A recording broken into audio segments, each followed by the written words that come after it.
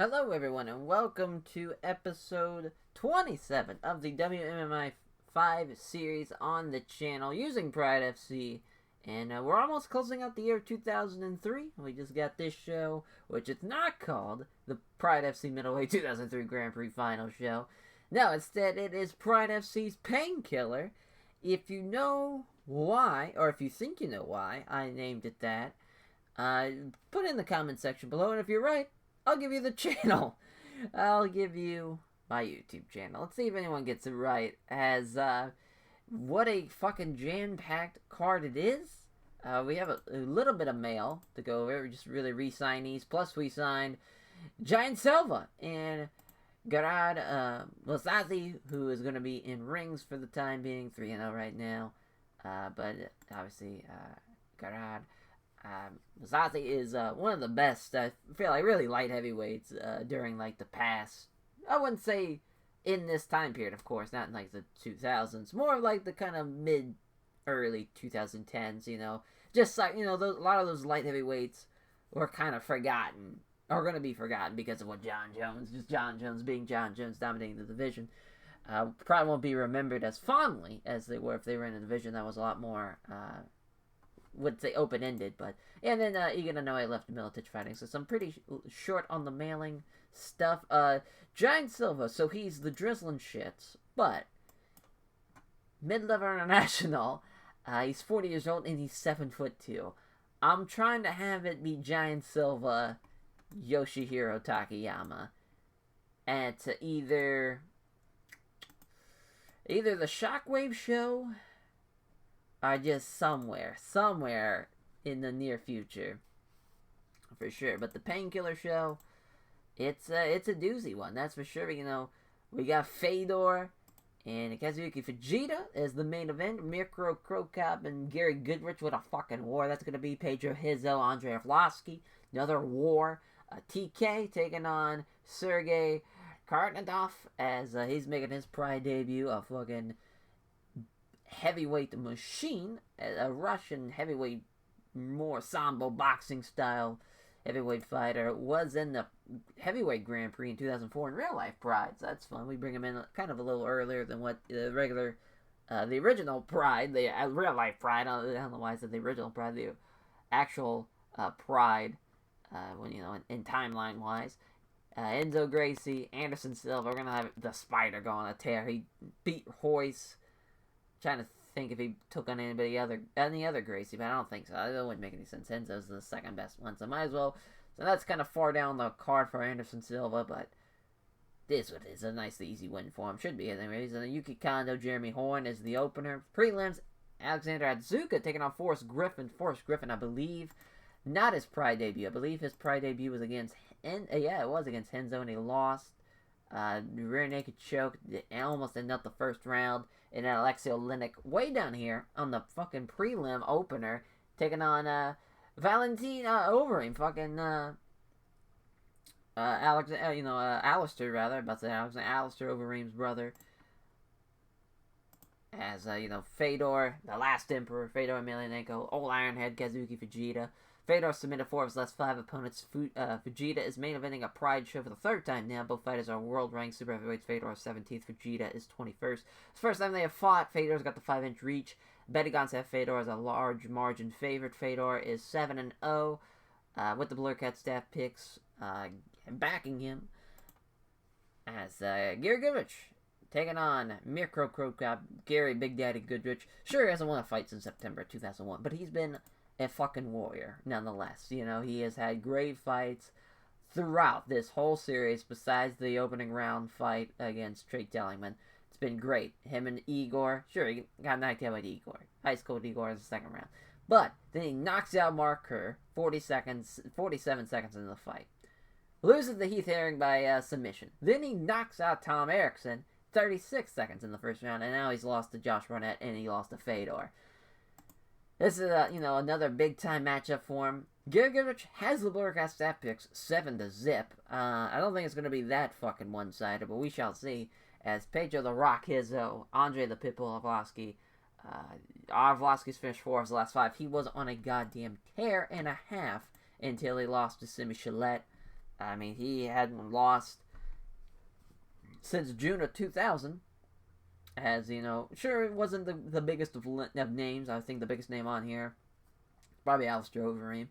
But Tom Erickson, obviously a former. But yeah, I mean, they've been good to great fights nonetheless. Andre Arlovski's the fucking man. And a big win for both these guys. Whoever wins this is definitely going to be, already a future title #1 contender for either Big Nog or someone else down the line. But this is, still a big time fight for sure, especially this kind of in the middle part of the card. TK Sergey Kashka against Sergey Karnov, as Karnov has finished 3 of his last 5 opponents. TK has won 4 of his last 5 by decision. TK is 9th in the heavyweight division, while as Sergey is 21st. The first time they have fought, Sergey's going to enjoy a significant weight advantage. This is his Pride debut, and he has 7-zip to the Blur Cat stat picks as well. As another 7-zip, Anderson Silva, the Spider Anderson Silva, taking on Renzo Gracie. Shoot the box for Anderson Silva, which Renzo is 0-1 against other current members of that team. As Gracie trains at Enzo's Jiu-Jitsu. Enzo Gracie Jiu-Jitsu. Silva has an overall record of 1-0 against other current members of that team. Gracie is the 17th ranked middleweight in Pride, which Silva's 19th. That's pretty low for Anderson Silva. That's just my opinion. As he will enjoy a significant weight advantage. He has a 6-inch reach advantage, and the betting lines have him as a big favorite. That's just a nice little easy win for Anderson Silva. It's Yuki Kondo versus Jeremy Horn. Jeremy Horn is 12th. Yuki Kondo's 22nd. Bit of a mismatch there. Jeremy Horn, though, hasn't won since March of 2001. The first time they have fought, he will enjoy a significant weight advantage, and the betting lines have him as a big favorite in 7-0 on the Blur Cat stat picks as well. As the Dive Butcher, Alexander Dzuka, taking on Forrest Griffin. Forrest Griffin has won 3 of his last 5 fights by decision. This is the first time they have fought. Betting lines have Griffin as a big favorite. Griffin is 7-0 on the Blur Cat stat picks. As Alistair, the Demolition, or I'm about to say, oh man, fucking Valentine, the Python Overeem. It's so weird seeing Overeem and not saying Alistair, but Overeem is ranked 22nd, while as Lennox is 23rd. The first time they have fought, this is the Pride debut for Alistair Overeem's brother, Valentine. As this is pretty close though on the Blue Guy stat picks, 5-2 for Overeem. As we got the Python versus the Boa Constrictor. It's almost like a match made in heaven. As they're 26 years old, 27 years old, respectively. 6'1", 230, 6'3", 230. Moscow, Russia, obviously for Linux. I almost said Amsterdam, Netherlands for Valentino Overeem. As kickboxing, grappling background, Sambo, judo background. Red Devil Sport, no team. I'm surprised not in Golden Glory, but -110 plus 100. Pretty goddamn close on the betting odds. Mario Yamasaki's our ref, our judges. That's the bell. Overeem comes in looking to strike. He lands a left jab, but Lennox evades the big right. Come together and have the same idea. They clinch. Overeem works his way to the dominant position. Overeem catches Lennox with a knee strike to the body. As there's another big knee strike to the body. This time he defends the knee. As Overeem catches Lennox with a knee strike to the body again. He's looking to muscle him up against the ropes. He doesn't get himself driven back though, so Lennox. He gains dominant position in the grapple. Now he's trying to take him down. He doesn't get the takedown. Overeem instead wrestles swing to controlling the grapple. Overeem tries to hit for a knee, but Lennox defends himself well. He hits Lennox with a knee strike to the body as they grapple. Another knee strike to the body. Tries to wrestle Lennox backwards up against the ropes. He does so, and he's pinned him.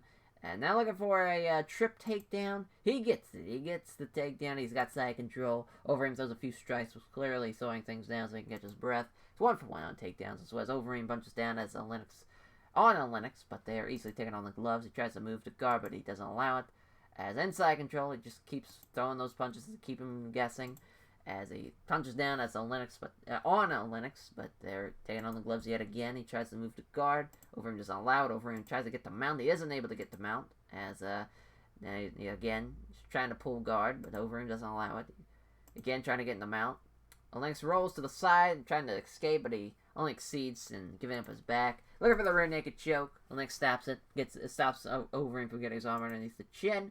Tries to move him off his back. He can't. Tries to get both hooks in, but he can't. Tries to turn him over and sweep, but he can't as well. Again, though, Lennox does successfully block the body triangle attempt. As Overeem blocks the roll. He can't get both hooks in. Again, he's trying to get rolled off, but that was all Overeem for sure. So far, he is a definite favorite in this one. We'll see how the second round goes. Oh, a large swelling on his side is rapidly turning into an ugly shade of purple as the night wears. That's not good. Those knees out of the clinch definitely did a favor on him, did a number on him, rather, as Overeem hits a left hand but misses the big right. As Overeem fails to find home on this jab, but he then catches Lennox with a right roundhouse kick to the body. Lennox is still moving well. He's definitely breathing a little deeper now, especially, with that fucking bruising on the side. That kick now. It's tough for him. Tough on the body for sure. It looks like he's gotten better of the clinch. He gets caught with a knee strike to the body as they grapple. He's looking to muscle Lennox back up against the ropes. Lennox ends up backwards up against the ropes and now drops down around his opponent's legs, looking to try and take him down. He does so. 2 for 2 on takedowns, and he's getting side control as designed to keep him guessing. As Overeem blocks, so Lennox tries to transition the guard. He's trying to move from side control to mount. He can't quite get the mount. Lennox tries to pull guard, but he's not getting anywhere with that attempt. As inside control now, Overeem catches his breath, can then just throw a couple of punches to the body. So he tries to pull guard on Overeem, but doesn't get anywhere with the attempt. Final minute left in the second round. Overeem looks to get a mount, as Lennox tries to sweep him from the mount, looking for that rear naked choke. He, gets that, but it doesn't matter. He still loses the fight. Unanimous position for Alistair Overeem's little brother there. Wow. Great win. It was rated average. Whole entire fight. He didn't land a strike. Complete domination. Complete domination for sure. Yeah, as Valentin Overeem thanks the sponsors, all of his fans. He says he has a lot of respect for Alexei Lennox, and he praises his toughness. As the Die Butcher, Alexander Adzuka taking on Forrest Griffin. Forrest Griffin minus 410, plus 320 for Alexander Adzuka at 32 years old, 6'1", 205. Forrest Griffin, 24 years old, 6'3", 205. Fighting out Las Vegas, Nevada. The mixed martial arts background, of course. As here we go. Our referee, Mario Yamasaki, staying out there. Our judges, round 1 begins. Start with the touch of gloves. As Atsuka was looking like he was about to shoot in, but Griffin stepped in fast and started to clinch, trying to muscle him up against the ropes. He does so. Now he's looking to go low and grab both legs. Gets the double leg underhook, and now he's got side control. Few punches that catches the breath. Handful of punches each being blocked. Another weak-looking punch. More weak-looking punches as he decides his next move. Trying to get himself in the mount. He goes for the mount, but Atsuka starts to scramble for position. Scramble somehow rolls also on Atsuka underneath Griffin in the north-south, as he gives up the north-south position in favor of sliding over into side control. As again, he's just looking to catch his breath now. Throws a few weak-looking punches, decides his next move. There's some rights to the hands, to the body, some small strikes. Taking a moment to catch his breath. He's trying to catch his breath. Forrest Griffin is out of shape, it looks like. He's trying to work from side control to mount. He can't get the mount. Halfway into the first round, he's still looking for that mount. He still can't get it. Mario Yamasaki has to stand it back up. 4 minutes left in the first round now. It's 3:45 now. Griffin can't connect the step strikes. He lands the right hand. Looked like we were about to see Atsuka try to come in and grapple, but Griffin was the more aggressive and took the initiative. As he connects with a nice jab and scores with the right cross, they clinch. As Forrest Griffin gets control of the clinch, he's looking to get into a more tight clinch. He gets it. As there's a knee to the chest, but it came from a bad angle, didn't have much power. He blocks the knee strike. He can't get out of the Muay Thai clinch, though. And there's a sternum-crunching knee to the chest.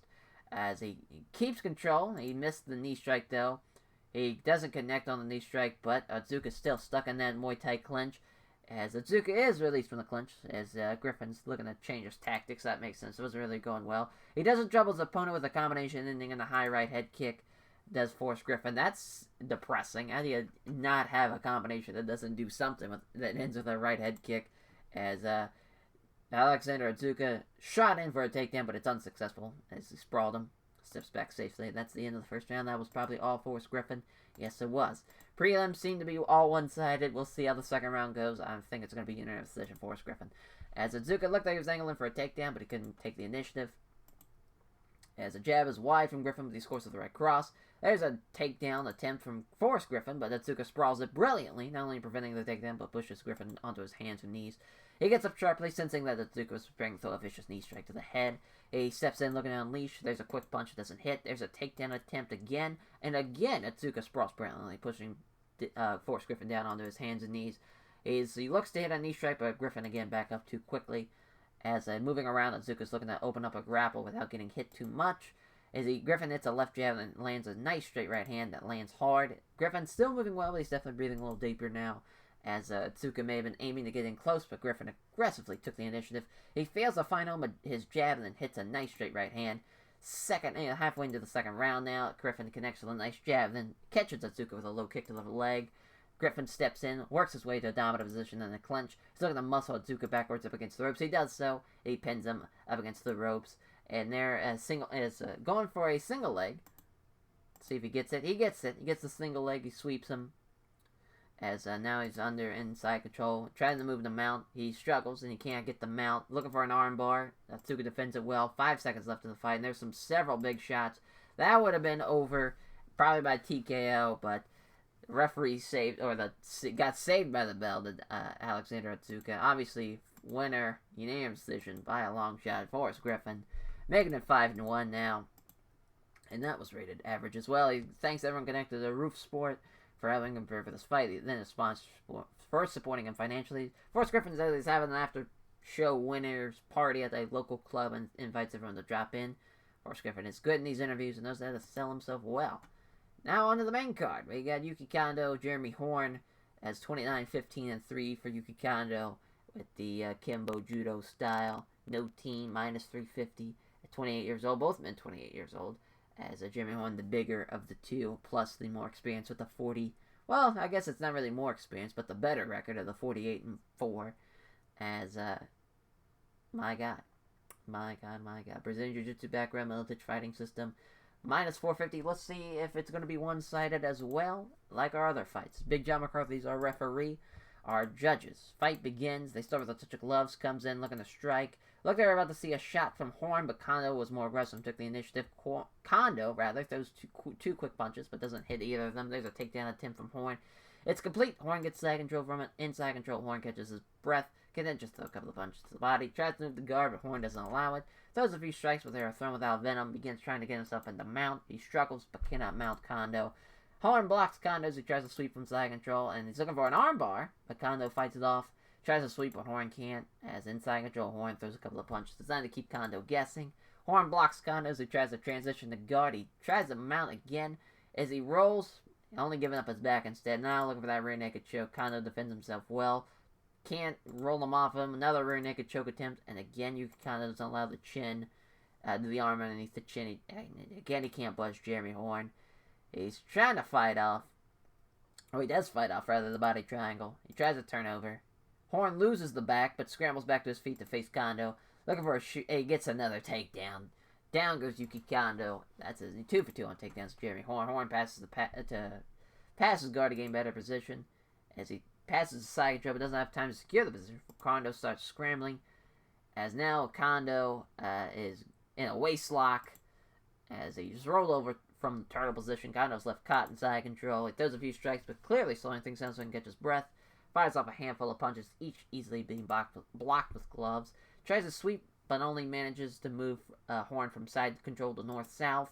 Takes a short knee strike to the head as he tries to scramble out from underneath, but Horn keeps him down there in the north-south and elbows away at the ribs, but the blows are not doing much damage.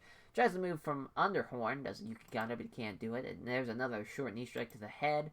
Tries to move under from Horn, but he can't get free. There's another short knee strike to the head. Trying to scramble it again, he gets held firm. And again, like the other fights, all one-sided, all Jeremy Horn. Final round. Let's see what happens. I'm guessing Jeremy Horn keeps it going as Kondo, though, slips past the right hook and counters with the right hook. There we go. Someone lands something. That's not, it's an actual even fight now. As Yuki Kondo misses the right cross that leaves him open for the counter. Horn attacks with a jab and a solid right hand. Come together and strike, but neither fighter does any damage. Kondo throws a quick 1-2, but doesn't land either blow. Seizing the opportunity, Horn shoots in, rather. His great sprawl from Kondo prevents the takedown. Kondo looks to go for broke and launch a full-on attack. He knows he's running out of time and needs to finish a win. That is for sure. They come together and engage as Kondo misses the big right hand, allowing Horn to counter the jab and a right hand. They meet in the center. Horn hits a left jab, but doesn't find the mark with the right hook. Kondo doesn't connect with the left jab, but scores with the right hook. Then there's a left hand and a right hand, and there's been a cut underneath the eye of Jeremy Horn. Yuki Kondo needs this round in the worst of ways. Kondo slowing just a little bit as he starts to get into the gas tank. They engage, tries a right hook but misses, As he deals with 2 punches out of the issue, his guard remains solid. 2 fighters engage with strikes, neither land anything worthwhile to come together and engage. Almost a minute left as he sees a head kick coming and counters with a glancing blow from the right head kick.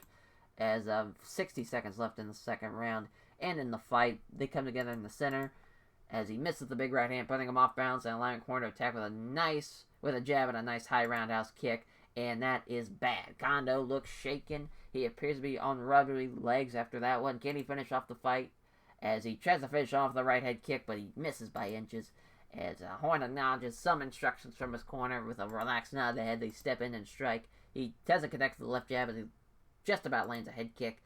As Horn launches a right head kick that did damage, and that's the end of the fight. Yuki Kondo survives thanks to the round, but that is Jeremy Horn, unanimous decision. At least Yuki Kondo came back and tried to make an exciting fight. We got that at least for us. As giving thanks, Jeremy Horn praises his team at Militich Fighting System, his various sponsors, the fans who came out to support him. Says that's a lot of respect for Yuki Kondo as he praises his toughness. It's moving on. Next match, it's Renzo Gracie against Anderson the Spider Silva. 10-4-1 and 1 no contest for Renzo at 36 years old, 5'10", 185. Anderson's 28 years old, 6'2", 205. 8-3 pro record with the Muay Thai background and the shoot the box background, minus 470 on the betting line. John McCarthy's our referee. Big John McCarthy, our referee. Judges, we're underway. They touch gloves. Silva lands a left hand, and it's a nice straight right hand. They trade in the center of the ring. Neither fighter can land a good shot. They engage a few strikes, but nothing significant lands. A quick flurry of 4 punches from Silva sees all of them hit home, and then hits Gracie with a beauty of a straight right. He can't connect with a jab, and then he scores with a right head kick. As there's a cut. There's a gash, rather. Not even a cut. It's a fucking gash under his eye. As he lands a jab and then scores a leg kick. And 2 jabs hit home from Silva, then he catches Gracie with a roundhouse kick to the body. Combo that ends with a kick that fails to find the home. Gracie wants to grapple, but is clearly wary of his opponent's striking. Fails to find a home for his jab, and then scores the right roundhouse kick to the ribs. Hits a left jab, and then lands a big right hand. As he misses all the strikes in the combo that ends with a low kick to the attempted legs. Gracie takes a chance and grabs Silva into a clinch. Tries to reap a leg with a sharp sweep in order to trip him to the floor. He doesn't get the trip though. Silva instead wrestles his way into the control of the grapple. Tries to get Gracie in the Muay Thai clinch. He has it hooked in. Gracie needs to find a way out of this quickly. And there's a vicious knee to the ribs. As he partially blocks the knee enough to allow him to wrestle free of the clinch. He confidently moves in close to Anderson Silva, looking to throw some strikes. A defensive jab from Gracie lands. He lands a left hand and lands a low kick to the legs. He uses the left jab, but Gracie avoids the low kick that is a setup. He hits a left jab, and it's a nice right hook to the ribs. It looked like we were about to see Gracie try to get some grappling started, but Silva was more aggressive and took the initiative. He can't connect with a jab. Then it's Gracie with a great high right head kick, and that is it.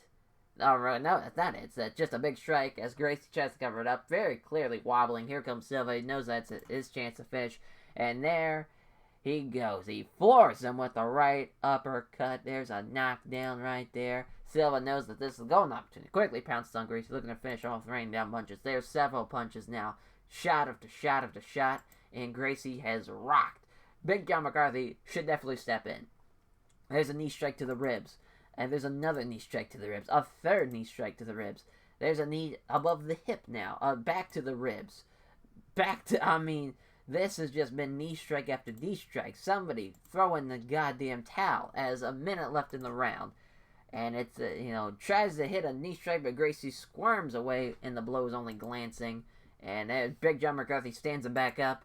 There's a few gulps of breath. Silva's giving the first hand. He's trying to tire a touch. He can't connect with the step strike, so it's a nice straight right. As there's a pause for the cause. Looking to check the cutout. As it's not going to be a problem, though. We're back on the way. 24 seconds left in the... that was kind of a dumb pause. Especially 20 seconds left. Might as well just finish out the fight. Or finish out the round. Let the doc look at it when there's, in the corner. Throws a punch, but Gracie was equal to it. And Gracie seizes the chance to grab Silva in the clinch. Looking to trip him down. He doesn't get it, though. There's a stop of the takedown, and that's the end of the first round. Fight metrics have it as Enzo landed a punch. It was a jab, but so far, obviously, all Anderson Silva. He survived it somehow by the will of something. As 2 minutes, or fucking second round. Here we go. Final final round of the fight, as Gracie may have been aiming to get in close, but Silva aggressively took the initiative first. He fails to find him his jab and catches Gracie with a crunching right hook, and that last blow has really hurt Gracie. He staggers backwards up against the ropes, so he tries his best to cover up. Tries to knee Gracie, but it's blocked. He manages to clear his head and circle away from the ropes back to the center, as he can't hit the set left jab and then scores the right roundhouse kick to the ribs. And there's a sensational right head kick, and there's another knockout. And that time he is clean out. He is on Dream Street. Your winner by knockout, Anderson the Spider Silva. Mercifully, this one's over. 9-3 for Anderson Silva. 10-5-1 with 1 no contest for Renzo Gracie now. And that was rated good. Bless Anderson Silva. As giving thanks, he praised his team of Shoot the Box, his various sponsors, and the fans who came out to support him. Asked about the fight ending kick, Anderson Silva puts it down to his trainers, giving them credit for developing his power. As next up, it's TK Tsuyoshi Kashika taking on Sergey Karnov as 22-12-1 for TK, 8-1 for Sergey at 6'4", 240. He is a hoss of a heavyweight, and he is minus 360 on the betting lines. This might not last until the second round. With his power, it's bad. But both guys don't have a team. Mario Yamasaki's our referee. He's towering over TK. Yep. As there's the fight begins, TK doesn't touch gloves, jogs some heat from the crowd. As he fails to find him his jab, they lands the big right hand. They come together in clutch. Sergey seems to get the initiative. He gets caught with a knee strike to TK as they grapple. There's another knee to the body. There's another knee, this time to the side of the stomach, as he's trying to muscle him up against the ropes. He does so. Now he's pinned him into the ropes. As he's stuck up against the ropes, now he's trying to go low and grab both legs. He does so. He gets the takedown. TK pulls half guard. Now TK eats a few big strikes out of this, but he's now throwing some small strikes so he can catch his breath. He tries to sweep him, but he can't as TK tries to pass the half guard. He was ready to pass the attempt, though, as this scramble ensures, but Sergey was up first. He quickly grabs TK, pushing over against the ropes. Takes a sharp, hard stomp on the foot. Ducks down and grabs a leg. TK remains standing, using the ropes for support, but is under the threat of a takedown. And there's another one. He twists him down the floor, gets side control. Throws a few right hands as he takes a moment to plan ahead. There's a few weak-looking punches. Decides, again, he's just trying to catch his breath and to think. He's trying to get in the mount, but he loses it momentarily as he tries to the mount, and the scramble begins. The scramble leaves TK on his back, though, still having to pull guard as he tries to start working to get out of the half guard in a better position. As he comfortably blocks, keeps him in half guard. Attempts to get some separation in order to try to stand, but he can't get it. As he throws a few strikes to Sergey. And again, he's trying to work, and again, but the TK this time keeps him in half guard. He tries to sweep him from the bottom, this TK, but doesn't budge Sergey. As he fires off a handful of punches, each easily being blocked with gloves. Works some separation, tries to quickly scramble his way into better position. Wasn't enough separation, though, is able to catch him in secure side control. Looking for an armbar to Sergey. Doesn't allow the armbar, though. And again, trying to sweep in the bottom of side control, but doesn't budge him. Punches down at TK, but they're easily taken on the gloves. Blocks TK as he tries to sweep from side control. Looking to get mount. He mounts him now. 30 seconds in the first round, but that's already over. All Sergey. Yeah, another one-sider. As the red marks on the body show clearly how many blows to the ribs he's taken. Yeah, I mean, he was getting fucked up. As that's the final bell. As throws a punch, but TK avoids it. Well, not really the final bell. It's the bell for the final round. As he comes in and grabs Sergey in the clinch, does TK. Looking to muscle up against the ropes. He can't do it, though. TK is a fucking ginormous person. Karnov, not really TK. Sergey is a giant person. Sergey is trying to push TK so that he's up against the ropes. He manages it and controls TK up against the ropes. Looking for a sharp trip. He does so, an excellent outside leg trip. He's like 3 for 3 on takedowns. He begins trying to get himself in the mount. He tries to get the mount, but TK was ready for it and starts to scramble. Scramble results in him being on his back. Still TK, pulling half guard. Looking to catch his breath. Throws a few strikes throughout Benham. Again, a few punches. He feels a scramble was about to happen to make sure it doesn't happen. That's smart. Tries to pass the half guard. He can't keep half guard secure, and he gives up side control. Looking for Kimura. Doesn't allow it. Blocks sweep. Minute left in the final round. Is looking to get a knee bar now on TK. Sergey's just trying anything to finish this fight, but TK's just surviving. Pounds away with rights, but there aren't really any great damage behind it. That's the end of the fight right there. Unanimous decision. Sergey on that one. He wins his Pride debut 9-1, and it was rated good. As Sergey name checks all of his sponsors and his fans who came out to support him, as he says he's very happy to have won in his Pride debut and is very happy to be here. As Pedro, the Rock Hizzo taking on Andre the Pitbull Arlovski. This one, I don't think is going to be one-sided at all. These are two men that could knock each other out in a matter of seconds. Gotta be on our toes for this one. As 8-3, 12-3 Muay Thai background from Pedro Hizzo. Sambo boxing style for Andre Arlovski. Both pretty young, 29-24, 6'4", 235 though for Andre Arlovski. As minus 330 for Pedro Hizzo, plus 260 for Andre Arlovski. Yuji Shimada is our referee. Our judges were underway. As they start with a touch of gloves, they come together and strike. Arlovski counters with a hesitant body shot with a nice right hook. They stand and trade in the center, but neither fighter really gives or takes any real damage. They engage in the center. Hizzo slips past the right hook and counters with a kick to the leg. They come together and strike. Arlovski lands a left hook. He lands a leg kick. They meet in the center. Hizzo scores the jab and again a leg kick. Connects cleanly with the right hand as Andre Arlovski. The two combatants meet in the center. They start to strike. Arlovski misses the big right hand, putting him off balance, allowing Hizzo to attack with a couple of jabs, then follows by with a right cross that just misses. They come together. They step in and strike rather. Counters with the right hand with a good right hand. As they come together, and there Hizzo misses the right hook and gets countered with a massive right hook to the jaw, and he knocks him out. Andre Arlovski is an animal, as Hizzo is down and out. Knockout win for Andre the Pitbull Arlovski. This man is a fucking killer, as he gets a knockout win, 9-3. Hizzo is 12-4 now. Upset win for Andre Arlovski, but that's what happens when you have knockout power. You can win any fight if you just connect. It's all about connecting. As Andre Arlovski thanks the sponsors, all the fans, and all of his fans. Asked about the knockout, Andre Arlovski says that he's always can rely on his punches to get the job done, and says it's a big advantage for him. That is for sure. As the co-main event is up next, Cro Cop competes against Gary Big Daddy Goodrich in the Pride Heavyweight division. As Mario Yamasaki is our referee, 3-1. Kickboxing background from Cro Cop, 29 years old, 6'2", 235. You have a kickboxing style versus a freestyle of Gary Big Daddy Goodrich, 6'3", 245, 6'2", 235. As my guy, plus 270, minus 350 as our judges. And here we go. Cro Cop deliberately does not touch gloves to start this off. This man is here. He is a trained killer, and you've pissed off a trained killer, Gary Goodrich. I hope you're happy. Both fighters meet in the center. He can't, as he hits a jab and also scores a quick kick to the lead leg. Goodrich lands a nice right hook. They come toe-to-toe with strikes, but neither fighter lands anything significant in exchange. They come forward and engage.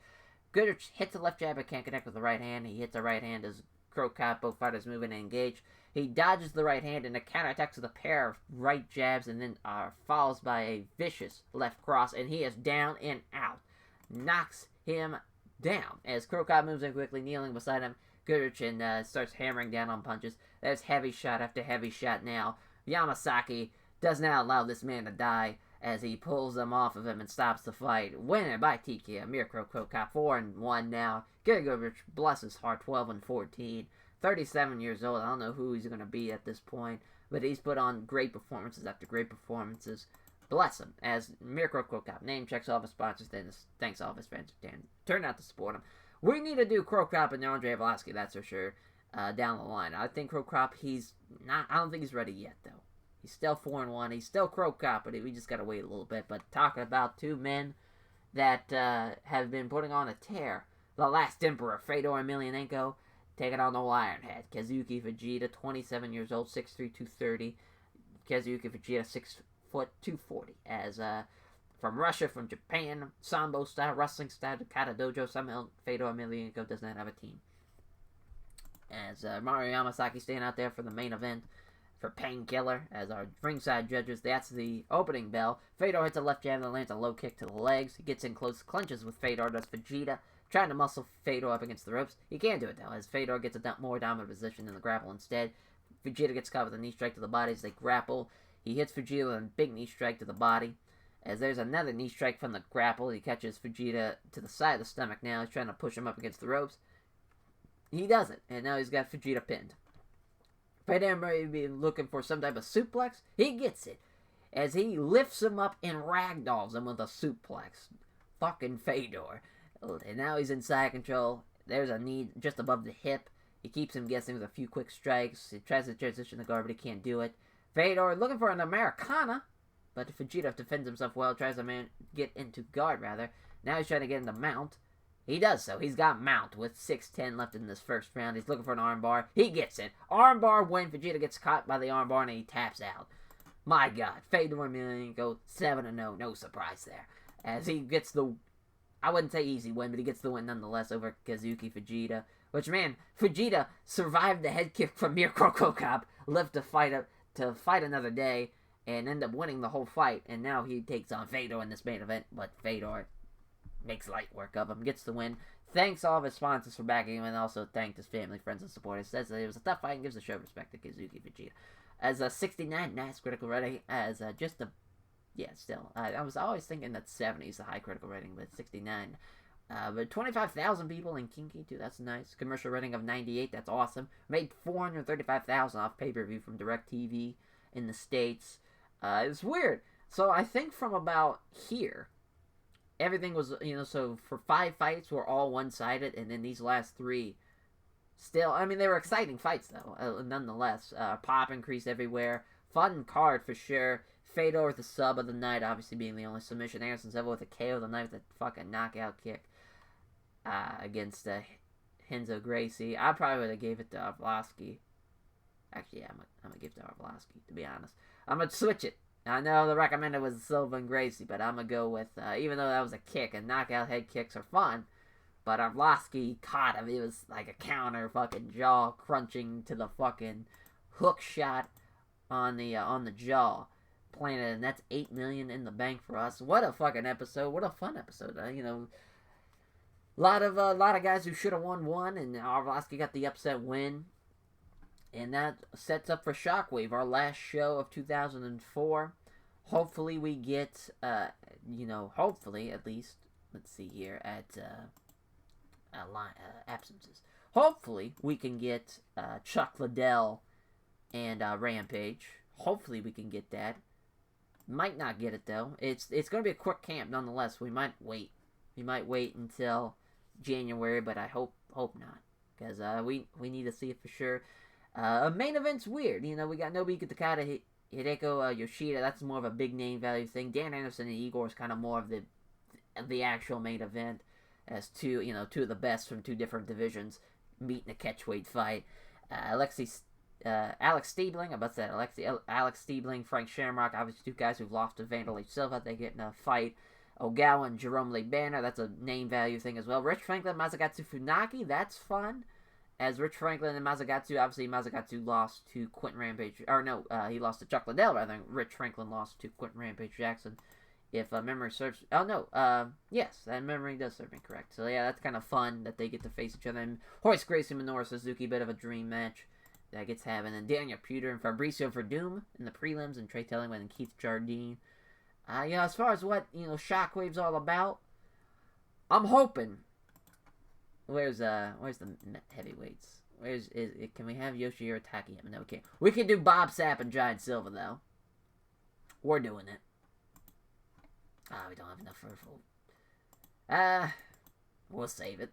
That's gonna be awesome, though. We're doing this for sure. Bob Sapp, Giant Silva, buy a ticket now. Fucking, what a card that is. What a main event that will be somewhere in 2004, that's for sure. As, thank you all for watching for episode 27. We'll catch you guys next time for the Shockwave show, the end of 2003. Another year will be in the books for this series. My God. What a blast this has been.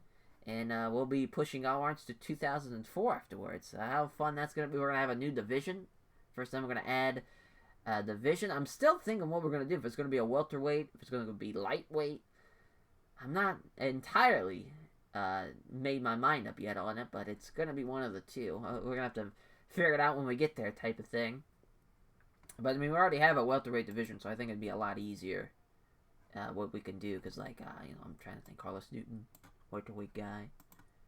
Because, yeah, I mean, his best weight is welterweight, so it'd help him out a whole lot, too. Be a lot of fun. A lot of fun for sure. As, I'll just look at the preferred weight class if we can do that. Normal weight class. Perfect. Yeah, so we already have 5. With Newton, Dennis Hallman, Frank Trigg, Matt Serra, and Pat Miletich. That'd be fun. Then Pat Miller's just, 8th best middleweight in the world for us, and everybody else is kind of not really ranked. Yeah, have fun. We got some mail, too. Oh, we got to re-sign Melvin Manhoof. Oh, we did. We signed him. Perfect. Melvin Manhoof. We can just delete that since you guys saw that. Condo needs a contract renewal. As Patrick Cote signed with KSW. Some broadcast reminders. A lot of stuff we can do off screen. Hell yeah. So thank you all for watching. And we will catch you guys next time. Take care, everyone.